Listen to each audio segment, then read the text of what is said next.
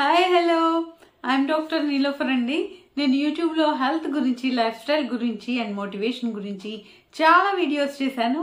ఇంతకుముందు మీరు నా వీడియోస్ చూడకపోతే వెంటనే చూడండి అండ్ లైక్ చేసి ఖచ్చితంగా సబ్స్క్రైబ్ చేసుకోండి. ఇవాటి మన టాపిక్ అయితే బ్రెయిన్ ఫాగ్ గురించి. మరి ఈ బ్రెయిన్ ఫాగ్ అంటే ఏంటి అనేది ముందు తెలుసుకుందాము. తర్వాత దీంట్లో ఎలాంటి లక్షణాలు ఉంటాయి, వీటిని అధిగమించడానికి వీటి కారణాలు ఏంటి, తర్వాత వీటిని అధిగమించడానికి ఏం చేయాలి అనేది ఈ టాపిక్లో మనం తెలుసుకుందాం. మరి బ్రెయిన్ ఫాగ్ అంటే ఏంటంటే మనం ఒక్కొక్కసారి ఏం చేస్తూ ఉంటామంటే ఏదైనా ఎక్కడైనా పెడితే అది మర్చిపోవటము, తర్వాత ఎంత గుర్తు తెచ్చుకున్నా కూడా గుర్తు రాకపోవటము ఇలాగా జరుగుతూ ఉంటుంది. మామూలుగా చిన్న చిన్న విషయాలు మర్చిపోయి మళ్ళీ వెంటనే గుర్తుకు రావటము అనేది కొంతమందిలో జరుగుతున్నా ఈ బ్రెయిన్ ఫాగ్లో ఏంటంటే ఇలాగ మర్చిపోవటం అనేది ఎక్కువ రోజులు జరుగుతుందన్నమాట. అంతేకాకుండా వీళ్ళు ఒక అయోమయమైన పరిస్థితిలో ఉండటము, క్లారిటీ లేకపోవటము అనేది కూడా వీళ్ళకి ఉంటుంది. అంతేకాకుండా వీళ్ళలో ఏంటంటే ఒక విషయం మీద దృష్టి కేంద్రీకరించలేకపోవటం, తర్వాత ఇరిటబుల్గా ఉండటము, విసుగ్గా ఉండటము, ఏకాగ్రత లేకపోవటము ఇలాంటివన్నీ కూడా లక్షణాలు కనబడతాయి. తలనొప్పి రావటము, నీరసంగా ఉండటము, ఎప్పుడు ఒక రకమైన మత్తుగా నిద్రగా అనిపించటము ఇలాంటివన్నీ కూడా ఈ బ్రెయిన్ ఫాగ్లో ఉంటాయన్నమాట. మరి ఇలాగా ఎందుకు జరుగుతుంది అంటే ముఖ్యంగా ఏంటంటే దీనికి కారణము స్ట్రెస్ అనేది. స్ట్రెస్ అంటే ఈ మానసిక ఒత్తిడి. ఈ మానసిక ఒత్తిడిలో ఏమవుతుందంటే మనకి డిప్రెషన్ అనేది కలిగి దానివల్ల మన మానసిక ఆలోచనలు అనేవి బాగా వీక్ అయిపోతాయి. అయితే ఇలాగ మనం ఒత్తిడికి గురైనప్పుడు ఏంటంటే మనలో ఇమ్యూనిటీ తగ్గిపోతుంది, డిప్రెషన్ వస్తుంది. దానివల్ల ఏంటంటే ఆలోచన శక్తి అనేది తగ్గిపోయి అలసిపోయి ఈ ఫోకస్ అనేది తగ్గిపోతుంది. రెండవది ఏంటంటే నిద్ర లేకపోవటము. ఈ నిద్ర లేకపోవటం వల్ల కూడా మన ఆలోచనలు అనేవి క్లారిటీగా ఉండవు అనమాట. ఇంకా మూడో కారణం వచ్చేటప్పటికి కొన్ని విటమిన్ల లోపాలు, కొన్ని విటమిన్స్ మినరల్స్ తగ్గిపోవటము, B12 విటమిన్ లాంటివి తగ్గిపోవటము, వీటి వల్ల కూడా ఇలాగా బ్రెయిన్ ఫాగ్ అనేది వస్తుంది. తర్వాత మెనోపాస్ లాంటి వయసులో ఆగిపోయినప్పుడు అప్పుడు కూడా ఈ ఈస్ట్రోజన్, ప్రొజెస్ట్రాన్ అనే హార్మోన్ల తేడాల వల్ల కూడా ఈ ఎక్కువగా మతిమరుపు రావటము, ఈ బ్రెయిన్ ఫాగ్ రావటం అనేది కలుగుతుంది.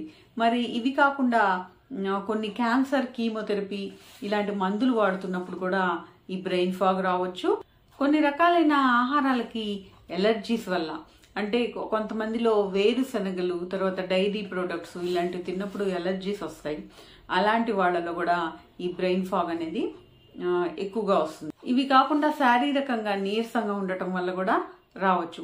మరి కొన్ని రకాలైన వ్యాధుల్లో, కిడ్నీకి సంబంధించి, లివర్కి సంబంధించి వ్యాధుల్లో, తర్వాత వైరస్ ఇన్ఫెక్షన్స్లో, తర్వాత డయాబెటీసు, హైపోథైరాయిడిజము, ఒక్కోసారి షుగర్ డౌన్ అయినప్పుడు అంటే హైపోగ్లైసిమియా అంటాం అనమాట. ఇలాంటి వాటిలో, తర్వాత డీహైడ్రేషను, తర్వాత ఎనీమియా, తర్వాత COVID-19లో కూడా, వీటన్నిటిలో కూడా ఈ బ్రెయిన్ ఫాగ్ అనేది రావచ్చు. మరి ఈ బ్రెయిన్ ఫాగ్ వచ్చినప్పుడు ఏంటంటే దీన్ని ఏ కారణం వల్ల వచ్చింది అని చూసి దాన్ని బట్టి మనం దీన్ని నివారించవచ్చు. వీళ్ళకి ఏంటంటే ఎప్పుడు ఈ డౌన్గా ఉండటము, మోటివేషన్ లేకుండా ఉండటము, మూడ్స్ బాగా మారిపోతూ ఉండటము, కాన్సన్ట్రేషన్ లేకుండా ఉండటం ఇలాంటివన్నీ ఉంటాయి కదా. ఓవర్వెల్మింగ్గా అంటే ఏదైనా విసుగ్గా ఏ పని చేయాలనిపించకపోవటము ఇలాంటివన్నీ బ్రెయిన్ ఫాగ్లో ఉంటాయి. కాబట్టి ఈ వీటన్నిటికీ కూడా పరిష్కారం ఏంటంటే వీళ్ళలో యాక్టివిటీని పెంచటము. జనరల్గా ఈ బ్రెయిన్ ఫాగు ఒక పెద్ద వయసులో ఎక్కువగా వస్తుంది. వీళ్ళలో యాక్టివిటీ లేకుండా ఒక్కొక్కసారి ఏంటంటే రిటైర్ అయిపోయి ఇంట్లో కూర్చొని ఏమీ యాక్టివిటీ లేకుండా ఉన్నప్పుడు ఇలా ఎక్కువగా రావటానికి అవకాశం ఉంటుంది. కాబట్టి వయసు పెరిగే కొద్దీ ఏంటంటే యాక్టివ్గా ఉండటం అనేది చాలా ఇంపార్టెంట్. వీళ్ళు ఏంటంటే ఎక్సర్సైజ్ చేయటము, లేకపోతే గార్డెనింగ్ లాంటివి ఏవైనా పనులు కల్పించుకోవటము, తర్వాత ఈ వాళ్ళలో ఉన్న హాబీస్ ఏమైనా ఉంటే వాటిని బయటకు తెచ్చి బ్రెయిన్కి పదును పెట్టడము, ఇలాంటివన్నీ కూడా చేయాలి. పజిల్స్ లాంటివి సాల్వ్ చేయటము, కొత్త విషయాలు నేర్చుకోవటము. పెద్ద వయసు రాగానే ఇంకేముంది, మనకి అంతా అయిపోయింది, ఇంకేం నేర్చుకుంటాం ఇప్పుడు అనే ఆలోచనలు కూడా ఉంటారనమాట. అలా కాకుండా కొత్త కొత్త విషయాలు నేర్చుకోవటము, ఇలాంటివన్నీ చేస్తే బ్రెయిన్కి యాక్టివిటీ అనేది పెరిగి ఈ బ్రెయిన్ ఫాగ్ని మనం నివారించవచ్చు. అంతేకాకుండా ఒత్తిడిని తగ్గించుకోవటము, ఈ నేను చెప్పిన విషయాలన్నీ ఇవన్నీ చేస్తే ఒత్తిడి కూడా తగ్గుతుంది. తర్వాత ఆహారం, పౌష్టికమైన ఆహారం తీసుకోవటం, నీళ్లు బాగా తాగటము, ఈ ఆహారంలో కూడా విటమిన్స్ ఇవన్నీ ఉండేటట్లు చూసుకోవటము, తర్వాత డ్రై ఫ్రూట్స్, నట్స్ లాంటివి తీసుకోవటము, మిల్క్ తాగటం, రోజు ఫ్రూట్స్ తీసుకోవటము, ఇలాంటివన్నీ చేయటం వల్ల ఏంటంటే ఈ శరీరంలో ఏమైనా పోషకాహార లోపం వల్ల ఇలాగ వస్తున్నట్టయితే కనుక అది కూడా తగ్గిపోవడానికి అవకాశం ఉంటుంది. ఇవి కాకుండా మంచి నిద్రపోవటము, దీనివల్ల కూడా ఈ బ్రెయిన్ ఫాగ్ అనేది తగ్గుతుంది. తర్వాత మెడిటేషన్ చేయటము, తర్వాత మనకి సెల్ ఫోన్లు ఇలాంటి గ్యాడ్జెట్స్ ఉంటాయి కదా, వాటి నుంచి దూరంగా ఉండటము,